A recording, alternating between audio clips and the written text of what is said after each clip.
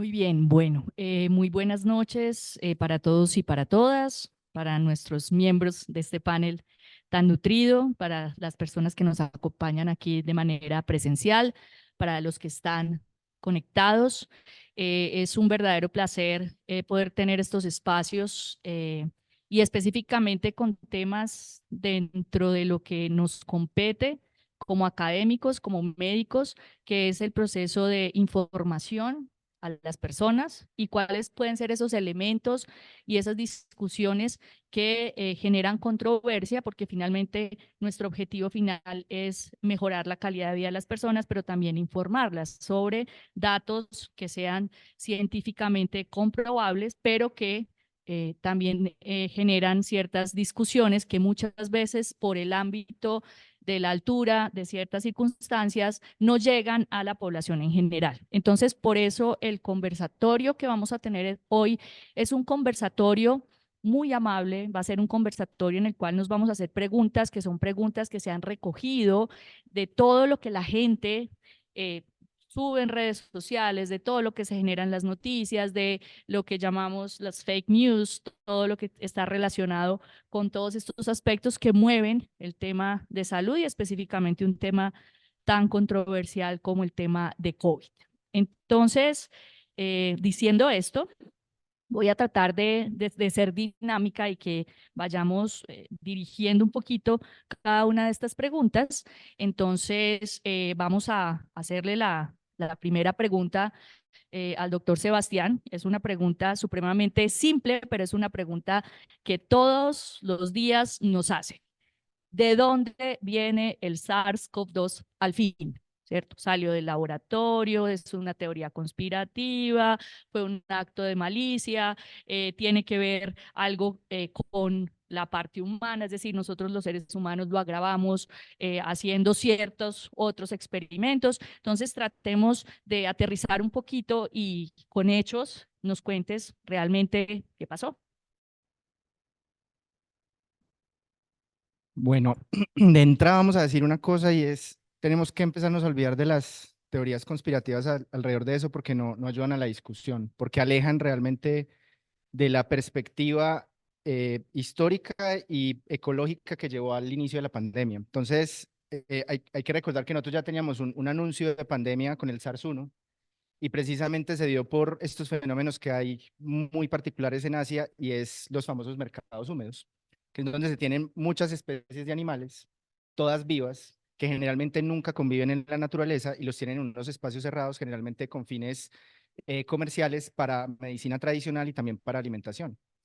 Entonces, cuando arranca la pandemia que arranca en Wuhan a finales del 2019, una de las suspicacias o las dos grandes suspicacias que se abrieron era por qué solamente el 27% perdón, por qué solamente el 60% de los casos estaban relacionados con el mercado de Wuhan y por qué aparece esta epidemia justo en el único laboratorio a nivel de bioseguridad nivel 4 que hay en China. Entonces esto creó todas las suspicacias del caso y vamos descartando vainas de entrada. La primera, no hay ninguna evidencia en los genomas de SARS-CoV-2 que conocemos de que haya habido modificación genética. Generalmente cuando se hacen procesos de modificación genética quedan ciertos signos de donde, por decirlo así, se cortó y se pegó. Esto es evidentemente un virus que es natural. Y lo segundo es que de COVID, del original que nos tocó pelear contra ellos, son dos linajes originales, que es el linaje A y el linaje B, y los dos están muy relacionados con el mercado de Wuhan. Y es este como el arma humeante que realmente nos establece el origen de la pandemia. Y es que si bien el 60% de las personas habían mercado en el mercado de Wuhan, el 100% de los primeros casos están completamente relacionados con ese sector geográfico. Entonces quiere decir que los animales, particularmente un animal intermedio que todavía no sabemos cuál es, probablemente llevó esos coronavirus desde toda el área del sudeste asiático, donde hay algunos murciélagos que sabemos que tienen esos coronavirus muy parecidos al SARS-CoV-2. Esos animalitos los llevaron a esos mercados húmedos y ahí las personas empezaron a contagiar. Probablemente al inicio de la pandemia hubo unos 4 o 5 genomas que empezaron a circular, pero solamente salieron de Wuhan, salieron 2 genomas, que fueron finalmente los linajes que quedaron. Y el 100% de las personas que estuvieron al inicio de ese clúster, todos estaban relacionados con la zona aledaña. Entonces hubo personas que mercaron, probablemente se expusieron al virus y después fueron a su casa y por el tema del rápido contagio que ocurría con la pandemia, se contagiaron, pero fueron personas que nunca fueron al mercado. Sabemos además que los dos linajes están profundamente relacionados y además sabemos que esto ya lo habíamos hecho en el pasado, ya lo habíamos dicho, con SARS-1 habíamos creado las condiciones a través de poner animales silvestres que no deberían relacionarse en esos mercados húmedos. Y una de las cosas más tenaces es que el consumo de carne distinta a cerdo y a res, o sea, lo que llamamos bushmeat o carne silvestre, aumentó significativamente en China hacia finales del año 2019 por la gran epidemia de fiebre porcina que básicamente arrasó con todo el mercado porcino de toda Asia. Entonces, ¿qué le pasó a la gente? Los precios del cerdo subieron, la gente ya le tocó tomar la decisión de comer otros tipos de carne, aumentó entonces la demanda de carne silvestre. Entonces, casi que es una tormenta perfecta que nos explica por qué aparece COVID en ese momento que apareció. Y lo cierto es que no hay ninguna evidencia, y quiero ser claro con la gente que nos está escuchando a través de Internet, no hay ninguna evidencia, ni siquiera circunstancial, de que ese virus fuera creado en un laboratorio, que fue un accidente de bioseguridad. Muy bien, siguiendo en esa línea, hay, digamos, en este momento un resurgimiento y quiero entrar y para ir como agotando las diferentes temáticas que se tienen alrededor, y es el resurgimiento de los movimientos antivacunas. Y esto es importante porque hay una discusión grandísima en este momento relacionada precisamente con el tema del bien común por encima del bien individual, pero también aquellas posturas libertarias del individualismo, en donde muchas personas pues aducen que pues se está coartando la libertad, que hay un dominio sobre el cuerpo y que finalmente si las vacunas, y me voy a referir también a otra parte importante, están generando movimientos de pacientes o de personas que dicen aquellas trombosis, trombocitopenias relacionadas con la vacuna y somos los pacientes que tenemos este grupo y le quiero hacer las preguntas a los tres. ¿Cómo miramos ese fenómeno? ¿Cómo podemos informar a las personas, cierto? Porque finalmente cuando uno hace estos análisis es importante saber de dónde surgen los movimientos antivacunas, que vienen pues de hace muchísimo tiempo, que se generan realmente en Inglaterra y que pues tienen que ver con temas de salud pública impuesta en las sociedades. Entonces, quisiera su perspectiva porque esto es tal vez una de las grandes cuestiones que aparecen cuando hay alguna duda sobre seguridad de las vacunas, etcétera, etcétera. Entonces, quisiera que cada uno de ustedes pues me contara su opinión. Bueno, con la venia de todos y con el cordial saludo para todos quienes hacen parte de este encuentro. La salud pública tiene una misión y es trasladar el conocimiento de una manera elemental, básica, a la comunidad. Simplificar conceptos, tratar de acercar al ciudadano del común a la comprensión y con esa comprensión, lógicamente, cada ciudadano tiene la oportunidad de tomar una decisión determinada. El mundo es así. Siempre habrá opositores, siempre habrá quien está de acuerdo con cualquier tipo de ponencia o política, y pues las vacunas no son una excepción. Es un movimiento que, de acuerdo a la época, como se están moviendo las redes, como la comunicación fluye, pues lógicamente pudo haber tenido realmente más benevolencia. Pero el esfuerzo fue fuerte. Nosotros encontramos casi que manifestaciones frente a los puntos de vacunación. La gente iba, se expresaba. Había quienes negaban efectivamente acceder a cualquier biológico de los que se estaban ofreciendo y nosotros optábamos por respetar esa decisión. O sea, estamos partiendo de la necesidad del entendimiento, del respeto, un respeto que se fundamenta lógicamente en entender la libertad que pretende cualquier ciudadano, cualquier persona, entendiendo que detrás de eso puede haber miedo, puede haber cierto temor, puede haber desconocimiento, pero ante todo una mala información. Lo primero que quiero decir es que las redes nos hicieron realmente un impacto negativo frente a la vacunación de gran peso. Nos limitamos lógicamente a entregar la información resolviendo dudas. La primera información era la negativa al chip que le estaban inyectando a la gente a través de la vena y que con eso, que lo inyectaban era por la vena. y que con eso finalmente el mundo iba a ser dominado. Pues son cuestiones como muy ligadas a cualquier proceso de fantasía, pero la gente creía en eso y había que respetar eso. Luego vino toda la debacle asociada con el primer caso en Austria, asociado a trombocitopenia trombótica. Una cosa que nadie entendía, se me acabaron las plaquetas, pero de sobremesa hago coágulos. No entendía nadie esa vaina. Y hubo que empezar finalmente pues como a tratar de dar en parte la razón de que podía haber una asociación, pero echamos mano de realmente del comportamiento de los fenómenos trombóticos del mundo, donde el 11% de la población muere por ACV trombótico, donde hay 9 millones de infartos cada año, donde un embarazo condiciona una enfermedad trombótica que a veces termina muy mal, donde los anticonceptivos generaban una apertura que nunca se podía comparar finalmente con la tendencia de trombosis que estaba asociándose ante todo con AstraZeneca y con Janssen. Y les explicábamos, mire, ahí ya para terminar, pues para no tomarme más esta palabra, les explicábamos, tienen que entender que los fenómenos trombóticos pueden estar ya presentes como comorbilidad o como una condición previa a la misma vacuna.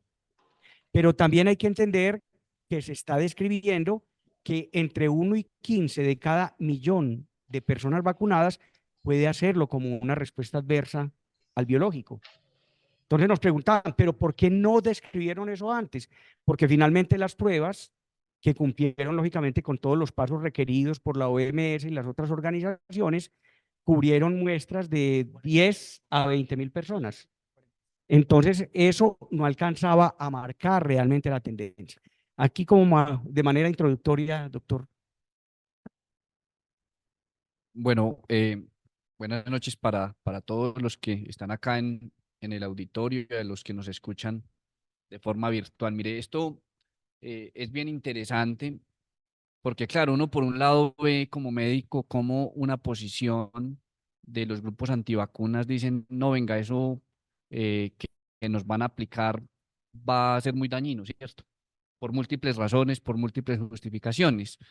Y pues nosotros los médicos que o traemos experiencia del efecto benéfico de la vacunación desde ya hace un buen tiempo y que es tal vez la medida más importante para prevenir infecciones, pues queremos justificar que lo que vamos a hacer en favor de una población es bueno, pero hay que verlo desde una posición donde estamos implementando un sistema de vacunación nuevo, ¿cierto? Entonces, pasaron muchas cosas interesantes. Lo primero es que, claro, es una vacuna que en pocos meses sale al mercado y está disponible para usar de forma masiva y hasta a nosotros nos daba temor. No puedo decir que es que eso fue así de fácil, que vamos a vacunar a todo el mundo y ya. Y cuando nos llamaron a vacunar en los primeros de la lista, pues ahí estaba yo. Yo, caramba, venga que la cosa es real, ¿cierto?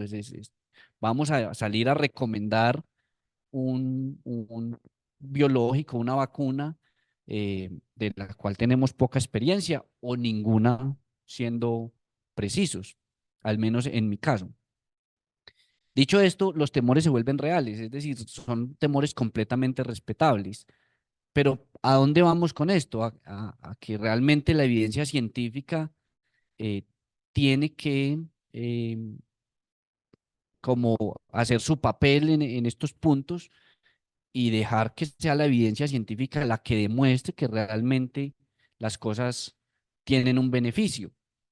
Con esto quiero decir, mire, los temores en ese momento eran reales y eran reales para todos.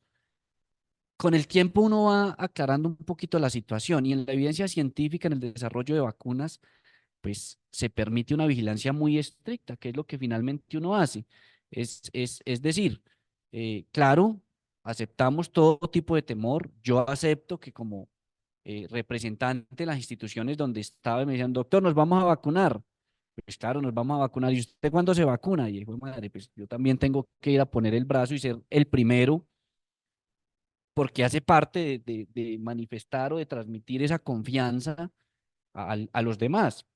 Y ya con el tiempo, pues se hace todo el seguimiento y ya uno tiene la confianza de decir, mire, esto que estamos haciendo está bien hecho. El proceso de seguimiento a los efectos adversos a vacunas es una cosa muy seria en todos los entes de vigilancia, es decir, no nos parece maluco, ¿cierto? Nos parece maluco a los médicos que ven, mira que llegó un señor que le dio un mareo después de la vacuna. Eso hace parte del proceso de vigilancia, ¿cierto? Y obliga a llenar un formato, un protocolo, una ficha epidemiológica, hacerle un seguimiento y después decir, mire, ese mareo que le dio al paciente no tenía nada que ver con la vacuna. También nos llegaron personas que se murieron eh, después de una vacuna y después de un estudio exhaustivo, decir, mire, de sentarnos, de que nos citaran con los entes territoriales a analizar un caso de una mortalidad por un efecto adverso relacionado a vacunas, poder después de la evidencia científica y de todos los hallazgos claros decir si fue, no fue, y de ahí sale de alguna manera la fuerza de la recomendación de vacunar o no vacunar, después de todo un proceso serio eh, que se hace a nivel global, ¿cierto? A nivel de un esfuerzo de los entes territoriales, pero también de las instituciones, incluso de los centros vacunadores en su momento, que tenían que ser demasiado rigurosos con la obtención de los datos. Entonces, creo que esa fue o es como el panorama de esos dos lados. Un lado, el temor a vacunarse, incluso no necesariamente desde los movimientos antivacunas, desde la situación personal, ¿cierto? Hasta ya poder decir con más claridad, obviamente pasados meses o años de estar vacunando, que hay más beneficio que riesgos. Tres contrapuntos como para pasar ese tema. Es el primero, nos salvó la vida que aquí no habían movimientos antivacunas bien organizados, porque hubo funcionarios, infectólogos, funcionarios de salud pública y científicos que tenían que salir a dar conferencias de prensa con chaleco antibalas. Entonces, felizmente nos tocó lidiar con el miedo de la población, de las comunidades, y básicamente lo que ocurrió con la vacuna es haber asistido al ensayo clínico más grande que se ha hecho en Caldas en su historia. Doctor, ¿cuántas dosis de vacunas pusimos? Más de 2 millones.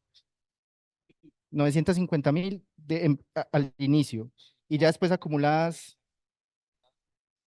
casi 1 millón de dosis.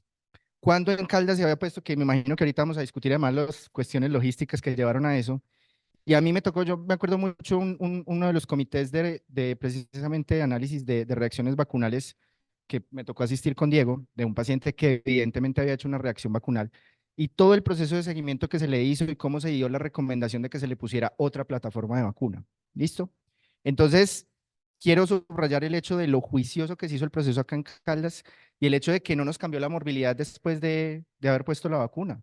Que tenemos menos muertos por COVID, no tenemos más personas con enfermedades autoinmunes, no tenemos más personas con cáncer. O sea, eso no pasó. Yo sí quiero poner de manifiesto un miedo que como microbiólogo tengo, y es el siguiente. Debido a todos los procesos de vacunación y cómo ocurrió todo, estamos disminuyendo los cubrimientos vacunales de umbrales de rebaño para enfermedades claves inmunoprevenibles. Entonces, ahorita probablemente en los próximos 5 años nos va a tocar ver el resurgir de enfermedades que pensábamos controladas, porque ya no necesitamos preocuparnos por ellas. Pongo el caso, por ejemplo, del sarampión.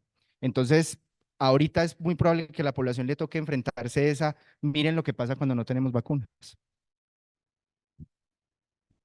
Muy bien, siguiendo en esta línea de discusión, otros de los grandes cuestionamientos que se hicieron en su momento fue la forma en que la población conoció cómo estaban construidas, cómo estaban hechas esas vacunas.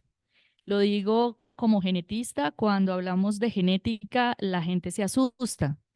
Y cuando hablamos de algo como el RNA, la primera pregunta es cómo hace uno para explicarle a la población una vacuna que está hecha, ¿cierto? Con RNA mensajero, es decir, cómo logro yo.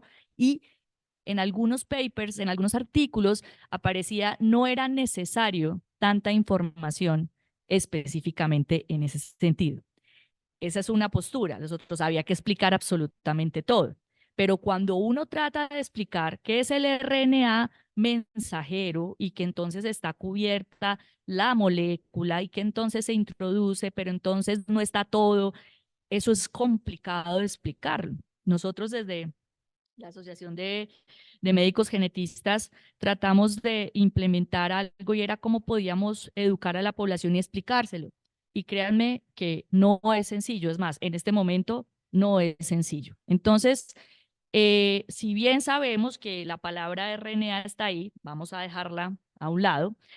Doctor Sebastián, yo te pregunto, si se supone que estamos con ese preconcepto de que puede haber daño, que se puede incorporar a la información genética, ¿cómo explicar eso, cierto? De una forma sencilla. ¿Era necesario tanta información? ¿No era necesaria? Porque igual, muy probablemente muchas de las personas, las otras vacunas, no, virus atenuados, cosas normales y la gente pues normal, ¿cierto? Entonces, creo que aquí es importante esa parte. Y como tenía ese componente genético, si realmente nos apresuramos, que es otra de las grandes preguntas, no, eso lo hicieron en un año, eso no funciona, etcétera.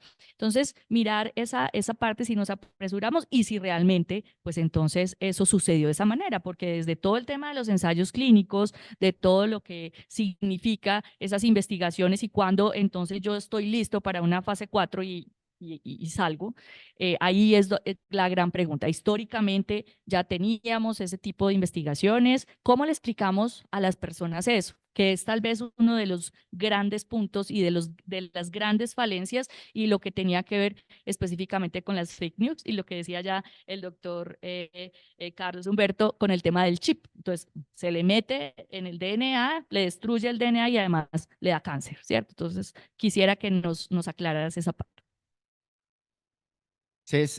Y estoy casi seguro que el miedo de Diego cuando él fue de los que hay que poner por primera vez el brazo, dígame que no es el hecho de que íbamos a recibir por primera vez una plataforma de vacuna que nunca se había ensayado a gran escala a nivel global. O sea, no eran las vacunas que teníamos de péptidos recombinantes, ni de lo que vos decías de vinos atenuados. Entonces, obviamente eso causaba una inquietud bien grande, pero hay que recordar que detrás de las vacunas de Moderna y de Pfizer, habían por lo menos 30 años de desarrollo en dos vías muy grandes. Una es en el desarrollo de poder crear una vacuna o terapéutica viable a través de ARN mensajero.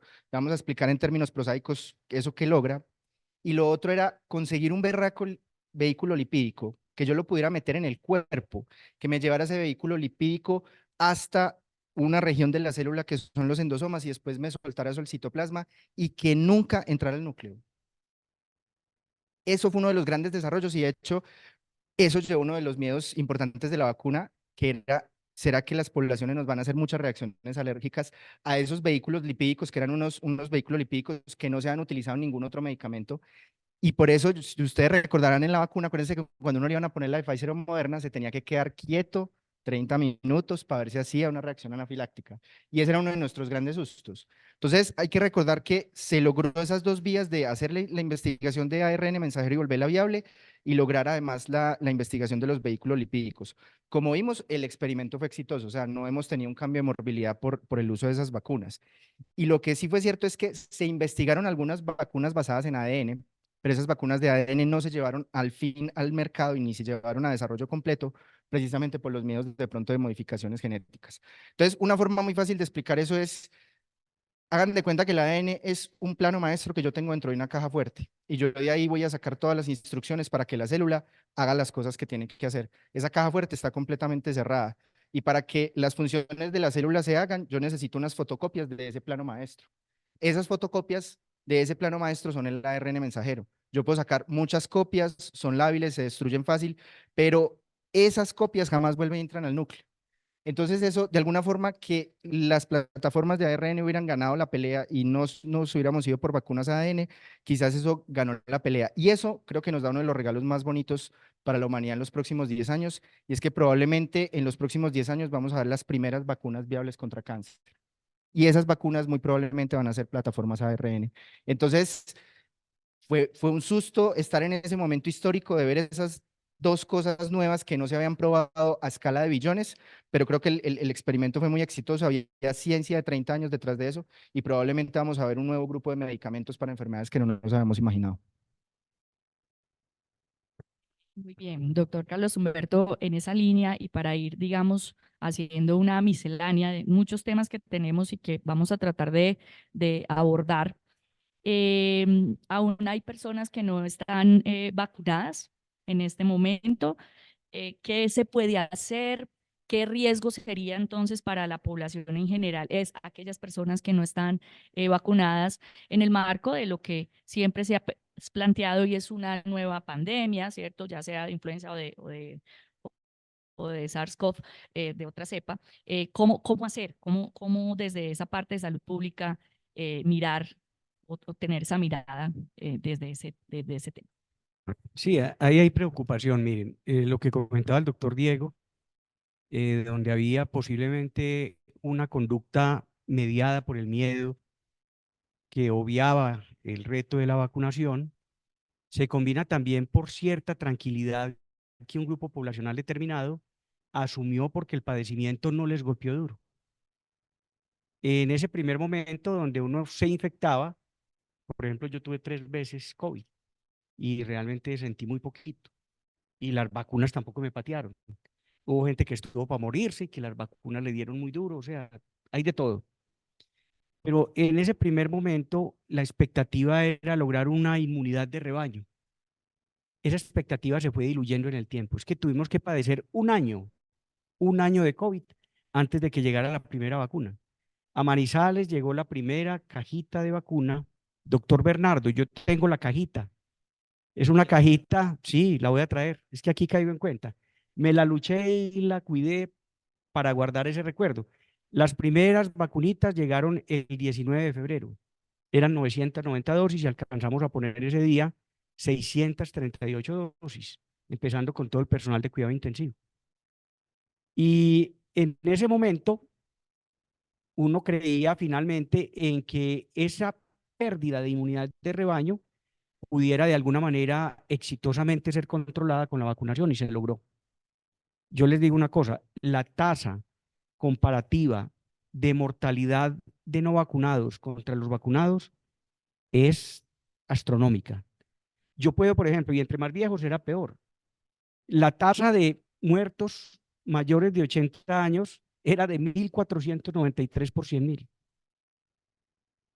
Y no, era de 1.993 por 100.000 de los no vacunados. Y la inmunidad envejeciendo, lógicamente que no dejaba que pegara bien la vacuna, pues protegía un poco menos, pero significativamente marcaba una mejora en la sobrevida de las personas vacunadas. Ahora bien, mucha gente no se vacunó. ¿Cuáles fueron los estándares del ministerio? Dijo, vamos a vacunar 8 por cada 1.000 personas por día. Nunca logramos ese estándar en el país, nunca. El día que el más lo alcanzamos, que nos acercamos, fue de 7.9, pero no 7.7 y no pasamos de ahí. Y se quedó gente sin vacunarse. Con primeras dosis en Manizales logramos vacunar el 85% de la población. Con segundas dosis logramos vacunar el 77% de la población. Y eso ha demostrado una cobertura significativa. Primero porque se logró proteger a muchas personas que realmente tenían más riesgo. Segundo porque de alguna manera la inmunidad de rebaño empezó a hacer eco. Y tercero porque finalmente muchas personas tendrán algún grado de resistencia superior, tanto para padecerla como para sentirla. ¿Cuál es el problema real? Y es donde yo quiero hacer el eco. De alguna manera la gente se fatigó con el mensaje de la vacunación. La población menor de 17 años tuvo los menores índices de vacunación. Las coberturas en la población de 3 a 11 años es muy baja para primeras, para segundas y para refuerzos. Los padres hicieron resistencia. Ahí obró todo el tema mediático porque logró efectivamente golpear y generar la desconfianza suficiente para. Y lo peor de todo es la afectación que menciona Sebastián. Y es que se nos cayeron todos los indicadores del plan ampliado de inmunizaciones y no hemos logrado realmente subirlos.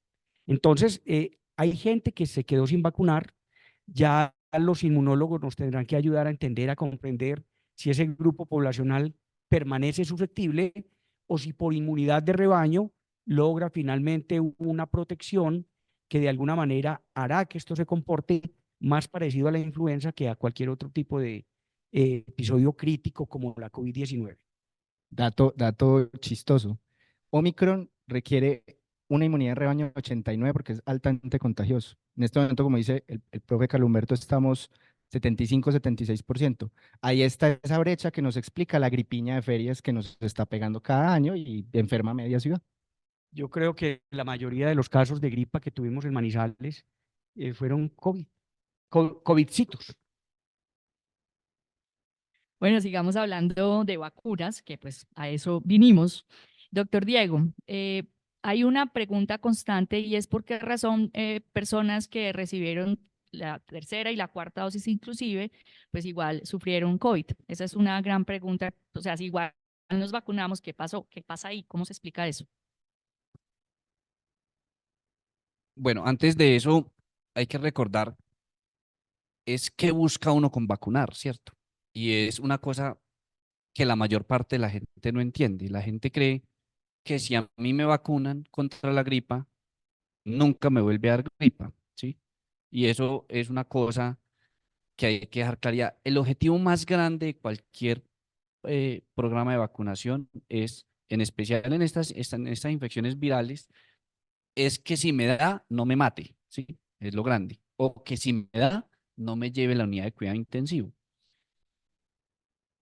Y hay que dejar claridad que por muchas razones las infecciones se pueden presentar. Una de ellas es que la inmunidad no es la misma en todos los seres humanos, ¿sí?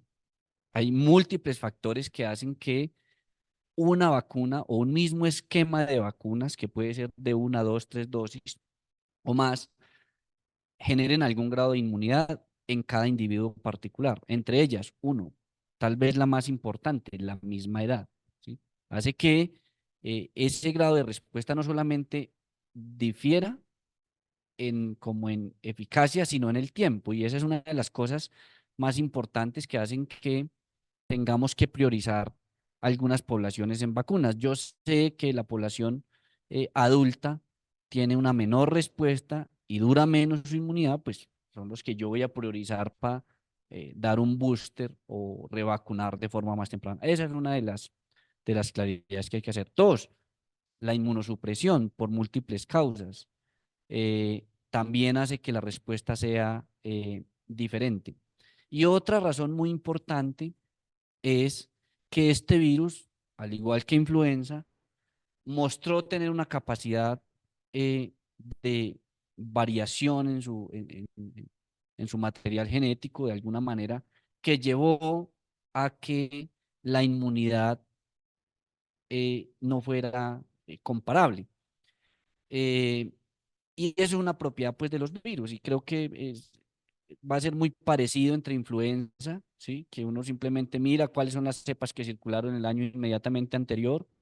Con eso se hace o se diseña una vacuna para el año que viene y yo creo que algo muy parecido pues pasó acá, es que el virus mutó o cambió de forma significativamente rápida y en pocos meses hubo una variación muy marcada, ¿sí? Ventajas es que en la medida que fue pasando el tiempo y pues, se fue vacunando, pues el virus se transmitía mucho, pero no nos daba tan duro, ¿cierto? Entonces, eh, eso hizo que de alguna manera eh, se infectaran muchas personas, no tuviésemos tanto paciente grave, obviamente sumado al efecto ya protector de la vacunación. Entonces, creo que esa es más o menos, ese fue más o menos el panorama. Muy bien. Ahorita quisiera escucharlos a los tres sobre otro de los temas también, digamos, de discusión mediática, y son las reacciones adversas que ya habíamos planteado previamente. pero queremos que nos hagan un panorama de cómo fue el seguimiento de las reacciones adversas aquí, ¿cierto? En nuestro departamento, y qué les llamó a ustedes la atención con respecto a esas reacciones adversas, si había algo distinto de lo que estaba reportado. Entonces, quisiera que me contaran. Bueno, aquí va a ser un contrapunto entre digo yo, porque muchos de los comités nos tocaron juntos. Y era un ejercicio además muy interesante porque es que tengan en cuenta cuántas dosis de medicamentos se dan en Manizales de lo que ustedes quieran. ¿Cuándo, por Dios, se había tomado la decisión de vamos a poner toda esa cantidad de dosis de algo y además vamos a hacer ese seguimiento tan estricto?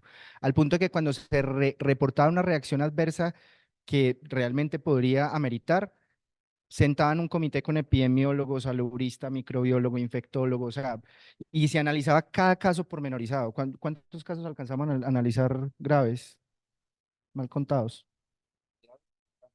Pero sí muchos casos que al menos arrancan como indicios, Exacto. por fortuna grave. Y entonces ahí va el tema, el ejercicio se hizo de forma muy juiciosa y encontramos algunas cosas que estaban reportadas en la literatura, que por ejemplo la vacuna Sinovac, por ejemplo, estaba asociada a parálisis de Bell, ahí encontramos un caso, o las reacciones muchas veces en pacientes reumatológicos que tenían de pronto que ver algo con la parte de coagulación, y ahí Diego fue muy juicioso y se hicieron unos cambios con esas plataformas. Entonces, yo honestamente no vi, como si los caldenses fuéramos raros, pues si se encontró alguna cosa extraña, no, pero sí se hizo muy juicioso el ejercicio de seguir vacunas. Uno por ahí a veces veía denuncias en redes y lo que dice Diego de algunos casos que se buscaba la asociación, pues fue lo que dijo el profe Humberto. Cuando usted tiene un fenómeno de 1 millón, en 1 millón de personas hay 1 millón, en ese millón hay personas que se casan, que se suicidan, que les da hepatitis y uno no le puede echar la culpa a las vacunas. No sé si de pronto Diego nos quiere contar de alguno de los casos que vimos en el comité o de alguna de las anécdotas. Más que casos individuales, es que sí se hizo un trabajo juicioso, ¿cierto? Lo primero es que en los servicios de urgencias la gente llega y seguía llegando en el periodo de vacunación.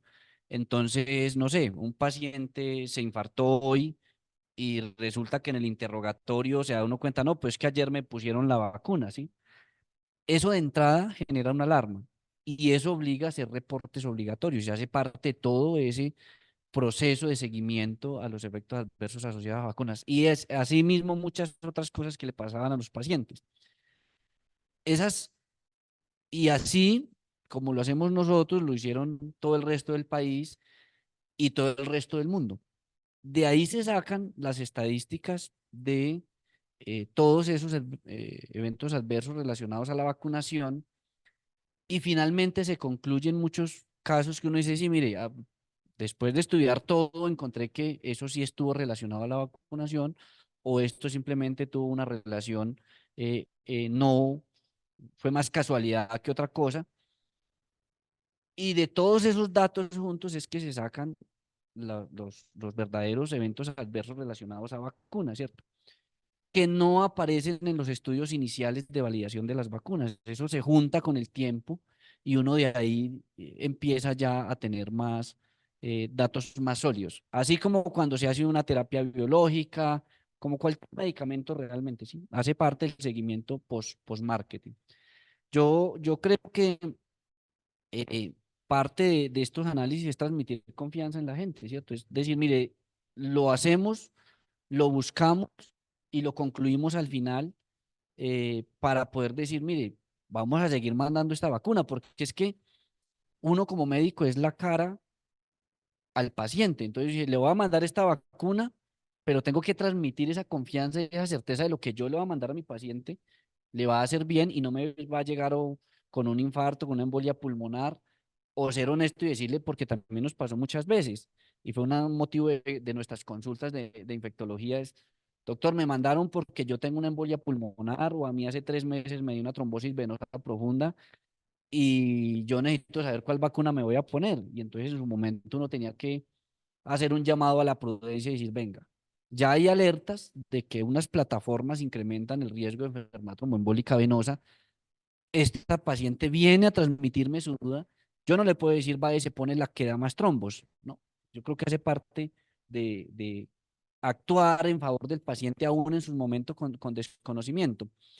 Pero finalmente todos esos datos son los que nos llevan a concluir qué es lo mejor para el paciente. Y bueno, también se pudo concluir al final que algunas definitivamente sí causaban más eventos adversos de algún tipo que otras. Algunas cosas graves, otras no tan graves, ¿sí? Creo que hace parte de la seriedad del proceso. Vuelvo a lo anecdótico, ¿no? Vea, esto es más duro que cuando una persona radicalmente opina de algo político, ¿cierto? Que no hay nada que la convenza. Usted le muestra panoramas, le explica y no hay nada que lo mueva de ese punto de radicalismo. Así nos pasaba. Cualquier evento, una lipotimia, pues el susto que termina uno ahí, nos generaba de alguna manera reparos, quejas, y pues nosotros tuvimos, por ejemplo, acumulados de hasta 900 y pucho de quejas en un periodo. Todo el mundo reparaba, pues, porque o le dolió, o le picó, o algo pasaba. Lo segundo es que esto fue un ensayo y error y fue un proceso experimental, como dice Sebas, muy interesante. O sea, es que todos empezamos lavando las llantas de los carros. Dimos lora, lavando los zapatos para entrar a la casa, quitándonos todo, hasta que fuimos entendiendo, ¿cierto? No le creíamos que eso, que el virus se transmitía por el aire. Hubo un negacionismo científico hasta que finalmente se probó.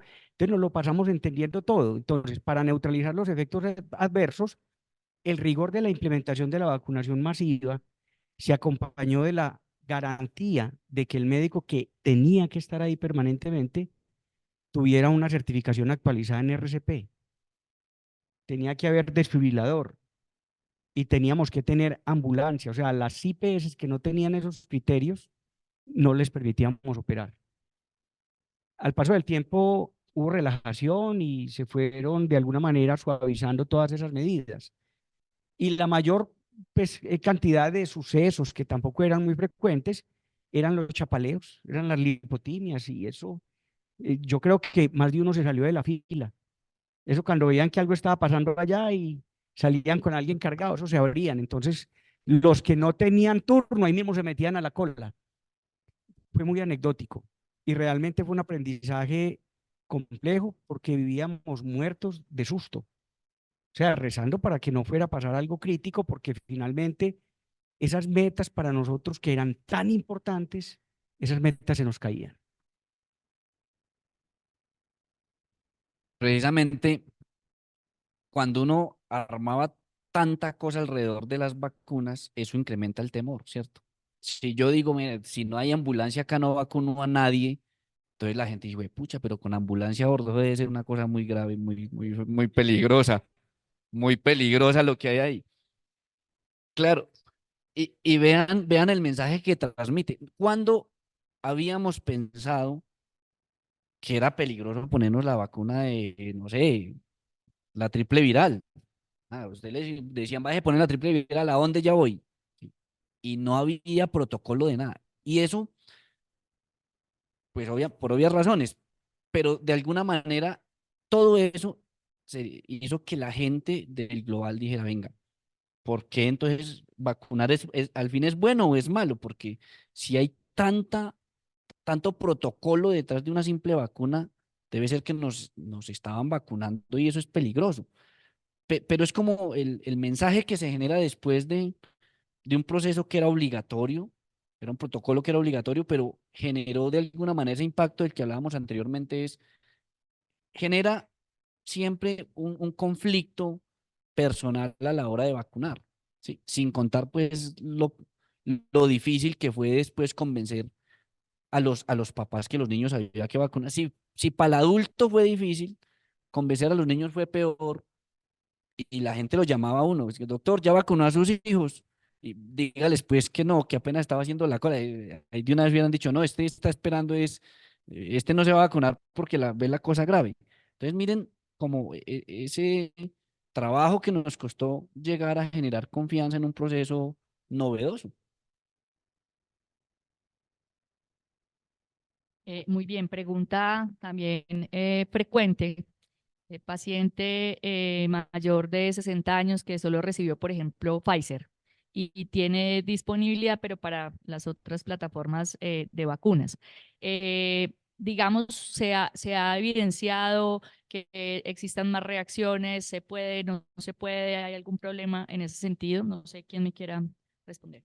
Quisiera empezar contando que tuvimos inclusive denuncias judiciales por el aparente error de haber puesto una segunda dosis de una plataforma diferente. Por ahí empieza todo. Eh, cuando empezó el COVID, nosotros cada 8 días salíamos a decir una mentira diferente, ¿sí? Porque no sabíamos. Pues cada 8 días uno, salía y decía una cosa, decía, hay que hacer esto así. Y a los 8 días lo volvían a hacer una invitación a charlar del tema. Y no, ya no se hace así como les dije, ya se hace así.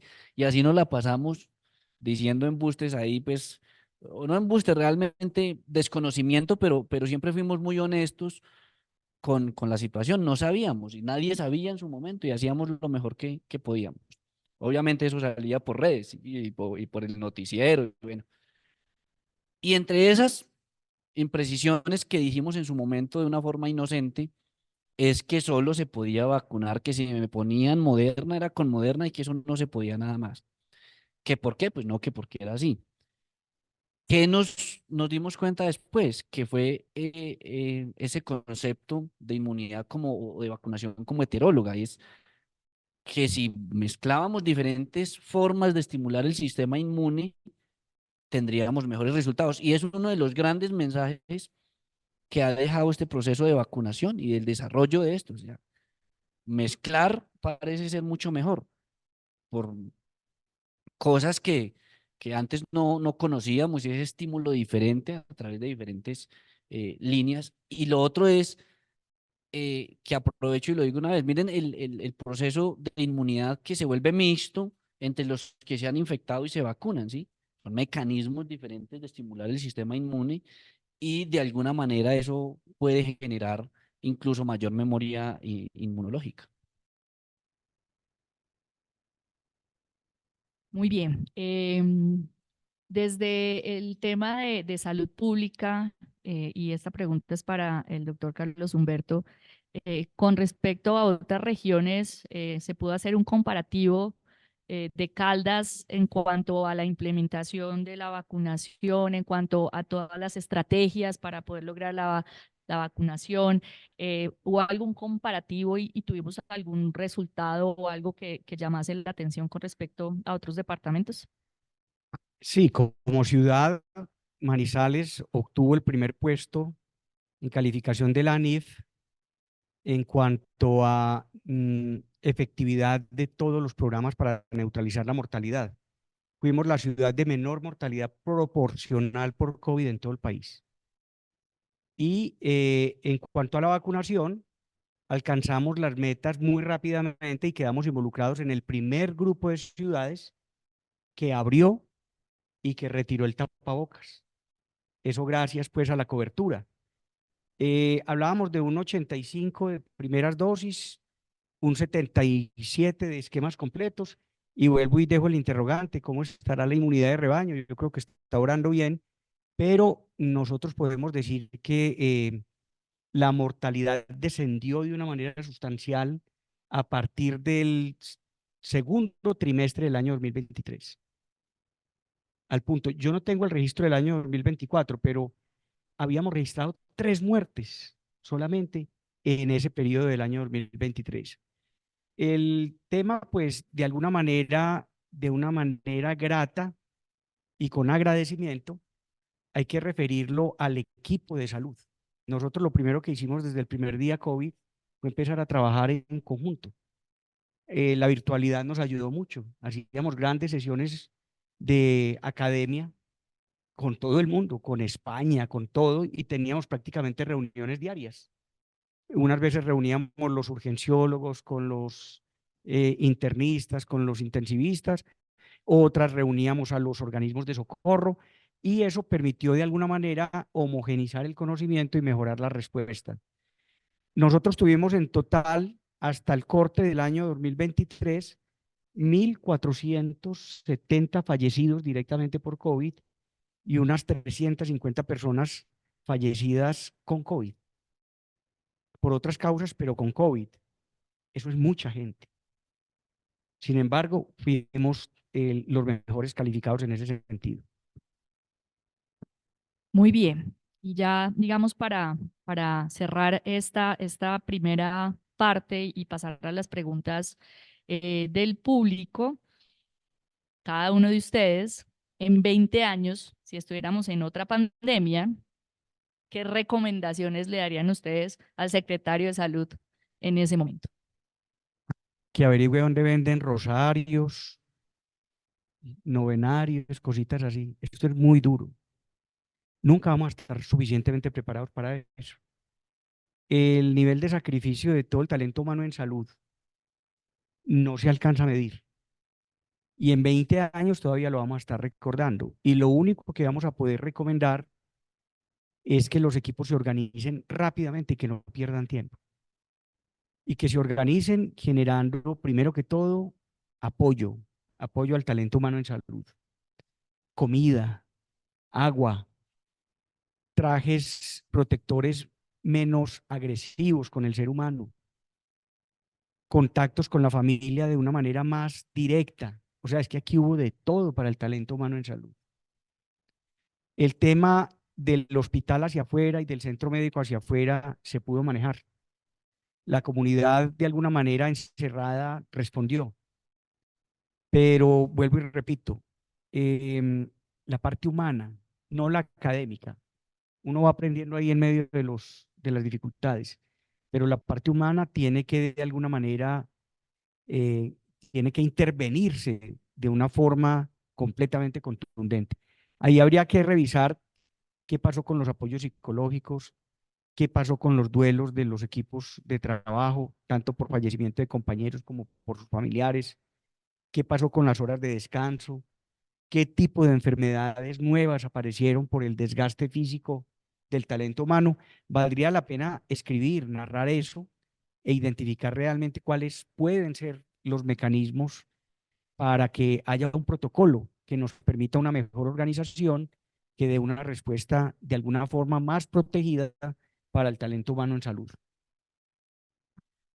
Yo de hecho, les comento, yo tengo una apuesta casada aquí con el doctor Diego Sánchez, porque el doctor Diego piensa que es posible que no nos toque un evento COVID, de aquí a, pues a que él y yo nos muramos. Yo digo que de pronto sí nos toque, y, y precisamente hablábamos de eso porque cuando arranca la pandemia desde el lado de salud pública, ciencias básicas y la clínica, no había ningún pandemiólogo en el mundo vivo. No había ningún registro de qué pasó en 1918 en Manizales cuando llegó la gripe española acá.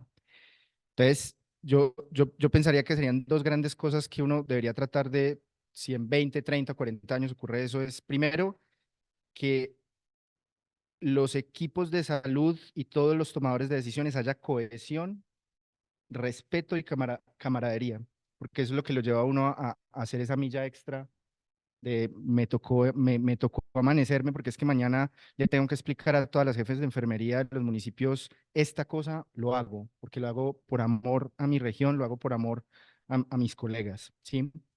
Y lo otro es que deberían buscarnos, deberían buscarnos, o sea, si en 50 años están los jóvenes que nosotros estamos ayudando a formar y todo eso, es mucho de lo que nosotros les podemos transmitir precisamente, yo creo que de todos los errores que a veces cometimos por miedo. Yo creo que eso serían como las dos, para mí, cosas más importantes. Bueno, esta pregunta sí está muy dura porque realmente no sabe uno qué se viene y es posible que yo pierda esta apuesta, pero casi la pierdo cuando la viruela símica. Yo dije, no fue madre, voy a perder. Pero miren que hay cosas que uno aprende al respecto, realmente aprende uno todos los días. Y de esto sí aprendimos literalmente todos los santos días. Y una de las cosas que más pienso yo que nos llevó después a fluir, porque al principio fue muy duro, pero eso después se volvió fluido, y fue la capacidad de organización y de adaptación de las instituciones, ¿cierto? Y eso se logró porque todas las instituciones se vincularon con el proceso, pudieron aportar desde lo suyo, se pudieron unir, porque no era fácil organizar a todas las instituciones en un mismo sentir y en una misma necesidad, que creo que lo lograron todas las ciudades con un énfasis siempre en la salud pública, ¿cierto? Entonces, venga, nos unimos y tratamos entre todos de eh, llevar soluciones. Eso en términos de unión. Y lo otro es una cosa que también aprendí de este proceso y es el poder de lo simple. Entre más simples los procesos, más fácil de lograr, más fácil de adherir. Y nosotros empezamos, y claro, hoy nos da risa, ¿no? Yo tengo las fotos de cuando me ponía el overol, las gafas y encima una careta y, y eso hace e hizo que fuese más complejo todo, ¿sí? Cuando nos fuimos liberando de todo eso, fuimos entendiendo, obviamente nos tardó meses en entender el comportamiento de un virus y de su transmisión, y simplificamos todo, y ahora vamos y tocamos el paciente que no sabemos que tiene COVID, salimos de ahí, no nos morimos del miedo, ¿sí? Eso hizo que todo fluyera más fácil, ¿cierto? Entonces, cuando uno puede simplificar todos los procesos y hacerlos fáciles para todos, eso creo que genera eh, mayor eh, agilidad en la hora de toma de decisiones. Bien, muchas gracias por su sinceridad. Abrimos entonces el espacio de las preguntas de las personas que están aquí presentes. Doctor Hernando.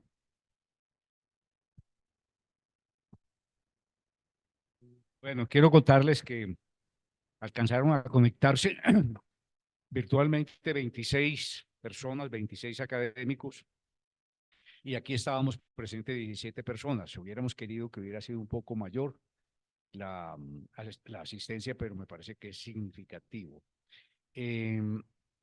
Muchas gracias, doctores Diego, Sebastián, Carlos Humberto, Natalia, por este conversatorio que yo pienso que tratando de absorber la inquietud del doctor Carlos Humberto, para las personas que recibimos este mensaje que fue, así como insistía el doctor Diego, sencillo, objetivo, práctico, no se trataba de hacer una filigrana del comportamiento del virus desde el punto de vista citoquímico, citofísico, etcétera, ni el perfil inmunogenético, ni la clínica. No, estas cosas cada vez vamos aprendiendo un poco más y yo pienso que en ese aspecto las inquietudes, especialmente de la comunidad académica científica, pero más que la comunidad académica científica, la sociedad civil organizada, doctor Humberto, y aquí es donde yo quiero hacer una sugerencia muy respetuosa.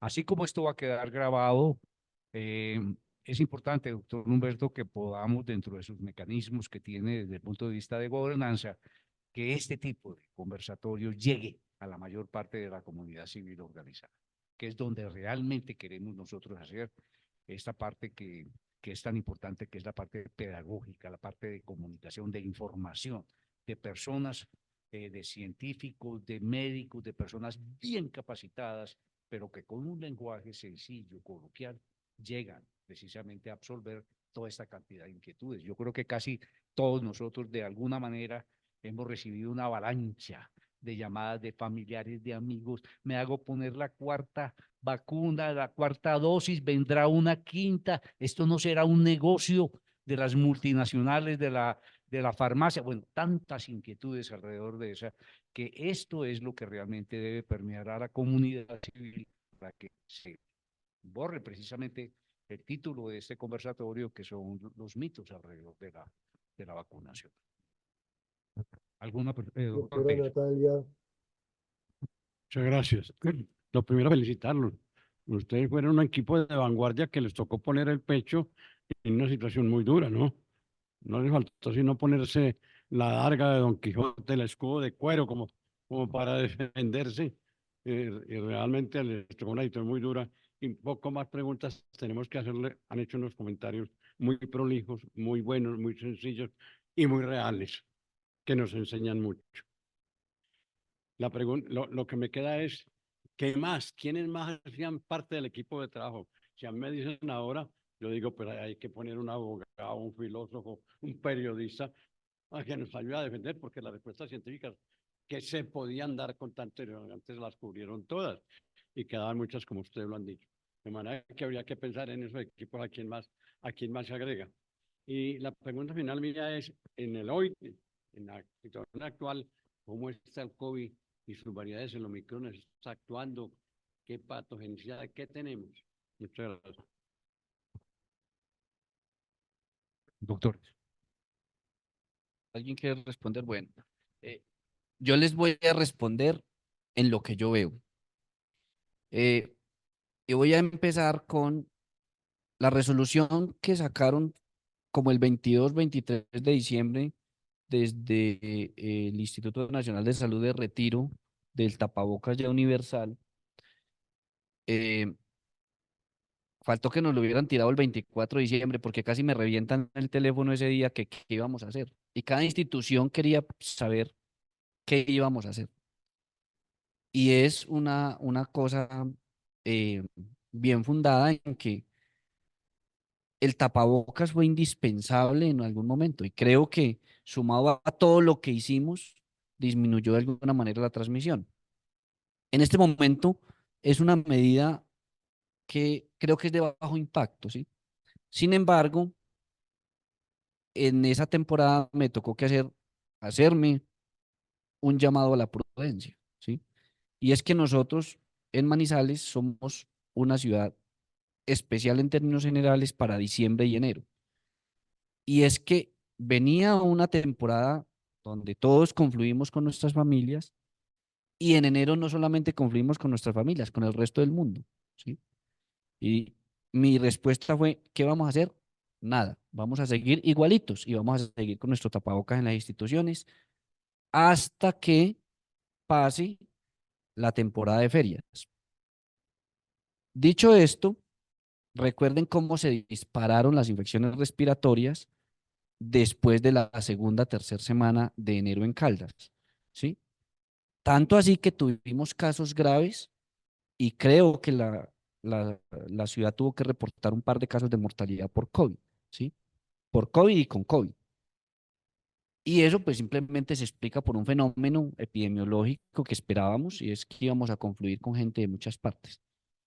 En respuesta a su pregunta, doctor, es que seguimos viendo COVID y seguimos viendo COVID grave, ¿sí? Y no nos falta de vez en cuando un paciente en falla ventilatoria en las unidades de cuidado intensivo con COVID.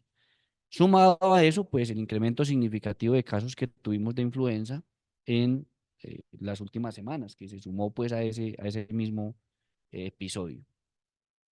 Sigue habiendo transmisión a nivel mundial y empiezan a predominar algunas variantes de Omicron que persiste teniendo una capacidad de transmisión como creo yo que 4 veces más alta que la original, ¿sí? Es como, la primera fue un R sub 0 de 2.5 a 9.7, 9.8 más o menos, ¿sí? Entonces significa que la seguimos viendo y seguimos viendo casos graves. Hay una cosa que se me olvidó decir y un mensaje que creo que es importantísimo que llegue a todos, médicos, a todo el mundo, es hay que seguir vacunando a la gente. Hay una buena cantidad de la población que quieren la vacuna, ¿sí? Simplemente que no saben si la necesitan o no. Entonces, en la consulta, al final se van a decir, ve doctor, ¿y qué hago con la otra dosis del COVID? Entonces, creo que ese desconocimiento que parte es médico y partes de la población es hay que tratar de vacunar mucha gente. ¿Por qué? Porque no sabemos qué se viene con ese incremento o con esa variación que va teniendo el virus. Hay una cosa que no sé desde salud pública, que de pronto los demás me ayuden, es qué tanta disponibilidad de vacunas, para cuántos alcanzan, porque también hay ciudades en que no tienen mucha disponibilidad. Hemos tenido problemas con las nuevas vacunas. Recuerden que la intención actual es que sean bivalentes, significa que sean parte del virus original, parte de las últimas cepas, que son Omicron, y que confieren mayor inmunidad. Eso ha tenido problemas en Colombia, ¿cierto? Ustedes saben hubo incluso pues algunas pérdidas de vacunas y eso. y creo que no hay mucha disponibilidad como para vacunar a toda la población que tenemos, pero ahí el llamado es a priorizar. Y fue lo que hizo la Organización Mundial de la Salud en sus recomendaciones, es prioricen los mayores de 65 años, serían los que van primero en la fila, priorice los menores que sean obesos y priorice después los que tengan inmunosupresión. ¿Cada cuánto? Al menos una vez al año por ahorita y en algunas poblaciones siquiera cada 6 meses. Y es que sí, estamos bajitos de biológicos porque se nos acabó, teníamos un lote de Moderna que era bivalente, se acabó, y acaba de llegar un lote nuevo de Sinovac, pero ese solamente se le puede poner a las personas que vienen con el esquema de Sinovac. Entonces, en este momento no hay biológicos para cubrir estos grupos de riesgo que nos dice Diego. Por lo menos en unos meses no tenemos Pfizer, no tenemos Moderna, habrá que esperar cómo nos llega esa disponibilidad de biológicos. Pero hay que tener en cuenta que se agotó fue por vencimiento, porque a pesar de la promoción de la disponibilidad del biológico, la gente no acudió a la vacuna y se venció, lamentablemente. Doctor Rath, buenas noches. Buenas noches. Tengo dos preguntas para los contertulios. No voy a expresar mi criterio, sino que quiero conocer el criterio de ellos. Hace unas semanas, el señor ministro de Salud lo dijo públicamente, era que en Colombia se había convertido en un campo de experimentación para la aplicación de las vacunas, excepto Sinovac. ¿Cuál es su criterio?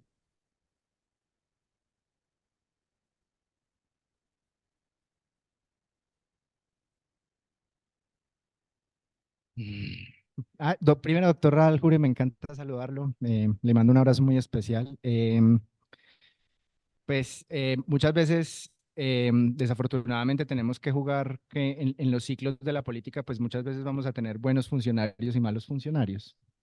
Y desafortunadamente, muchas veces las opiniones políticas no vienen amarradas desde unos criterios muy fuertes, desde lo científico, y eso puede hacer un daño incalculable. Porque, pues, en todo lo que hemos hablado de este foro, pues ya hay unas dinámicas en el país donde hay gente que cree en la vacuna, se nos vencieron las vacunas, pero de cara a que pueden haber nuevas variantes y a que tenemos que proteger un montón de gente de junio para el nuevo pico que vamos a tener en diciembre, son desafortunadamente unos comentarios que no aportan mucho al tema, y más con todo lo que vivió el país y cómo se dio el proceso de aprobación y cómo se manejó todo el proceso de vacunación. Pues creo que es un poco una cachetada a todos los que estuvimos metidos en eso. Es mi opinión.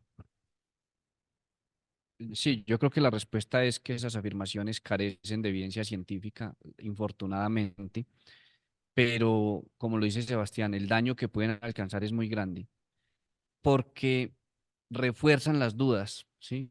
No refuerzan la confianza, sino las dudas. Entonces, eh, desde nuestro punto de vista científico, diría uno que como expertos que nos tocó que vivir el proceso y ver los resultados, donde si uno mete en una gráfica el inicio de la vacunación y el cambio con mortalidad habla sola, eh, esos comentarios deberían no existir. Doctor Rad, la totalidad de los biológicos que ingresaron al país y que fueron los mismos que estuvieron en el medio mundo, surtieron cada uno de los pasos, no solamente recomendados, sino exigidos para poder llegar a la aplicación masiva de las vacunas. Otra cosa es que el requerimiento de prueba final tuviera unas muestras de población vacunada de entre 10, 20, 40 o 50.000 usuarios y que efectivamente hubiéramos entrado a aplicarle a millones y millones y millones de personas en una muestra gigantesca que puede finalmente generar conclusiones complementarias a lo de las etapas convencionales. Entonces, más allá de lo que cualquier persona pueda decir en un momento desafortunado, lo que hay que precisar es que no fuimos un campo de experimentación, pero finalmente todos los biológicos en todo el mundo sí continuaron en un proceso de aplicación y observación que permitió sacar nuevas conclusiones. Muchas gracias por estas respuestas. No tengo opinión ahí pública. Pero quiero hacerle la segunda pregunta a todos. Hace también unos días, el señor presidente de la República relacionó la presencia del virus con los cambios climáticos y eso le llegó a toda la población.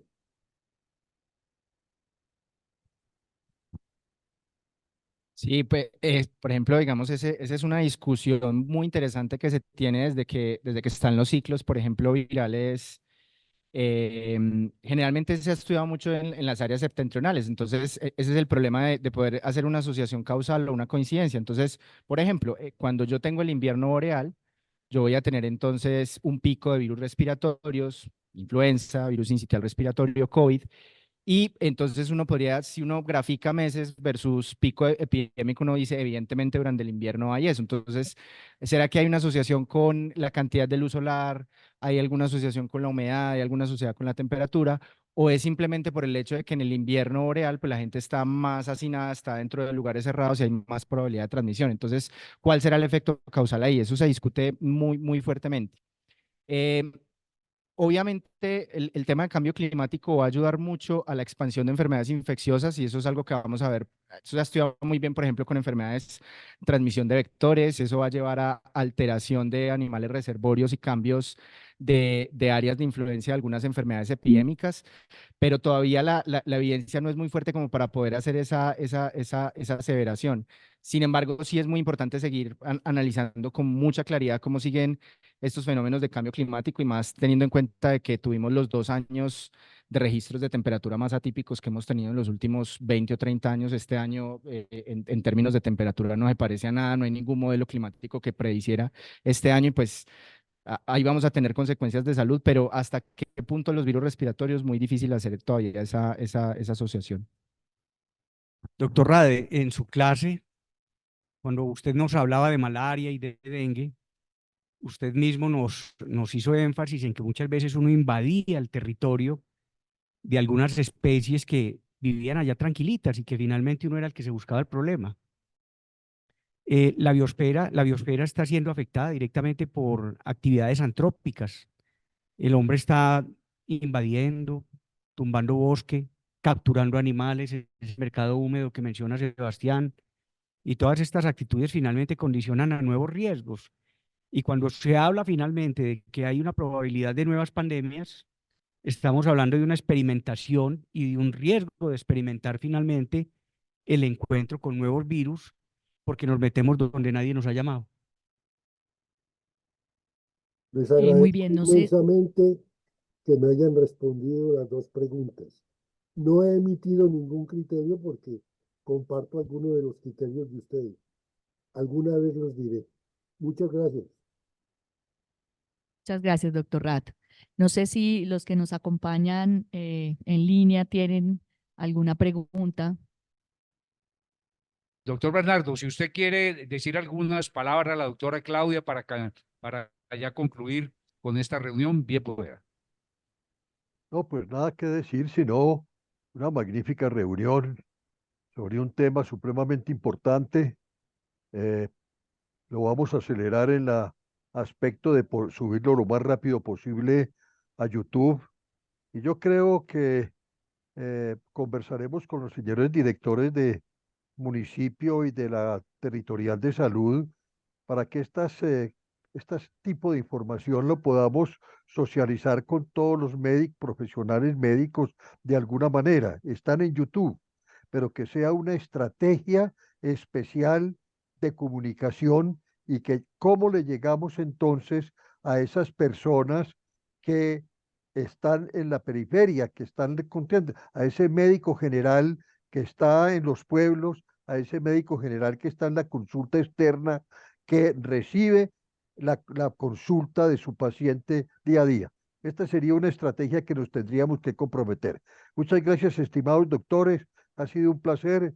Creo que es una reunión de una altísima calidad científica y que aclara muchos de los aspectos sobre los que había dudas. Lo haremos difusión suficiente para que eso tenga realmente beneficios comunitarios, que es lo que aspiramos en la academia para todas nuestras cosas. Gracias, doctor Bernardo. El doctor Oscar Mesa pide la palabra. Sí, muchas gracias, buenas noches para todos. Yo, pues obviamente quiero hacer mi aporte con respecto a lo que ustedes muy bien están hablando.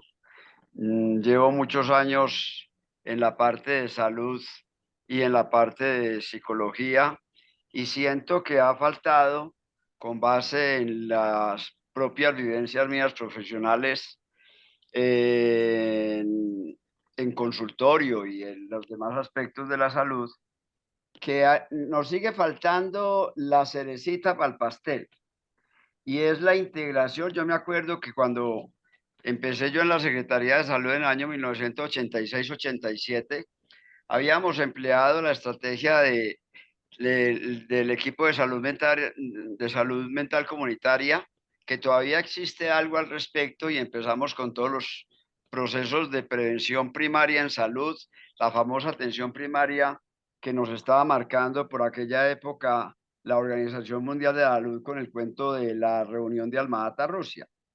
Pero siento que eso a 2024 ya no se está dando ni siquiera interfacultades.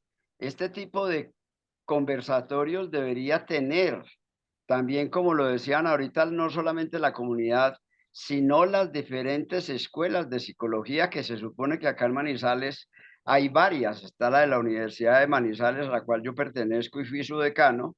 Está la de la Universidad Luis Amigó, está la Universidad del Quindío, está la Universidad Antonio Nariño. Bueno, lo único que hay es material, y yo veo que aquí escasea, porque con la venia de mis demás colegas psicólogos clínicos específicamente, siempre el que hago presencia soy yo, gracias a la invitación que me hace la academia a través del doctor Campo Elías.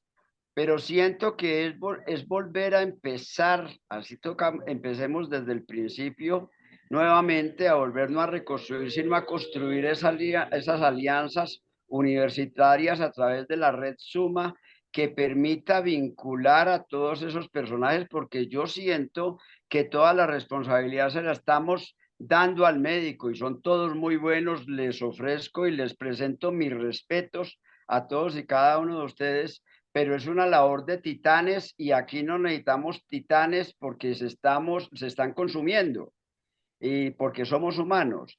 Pero si entre todos hacemos el esfuerzo, estoy absolutamente seguro que sí.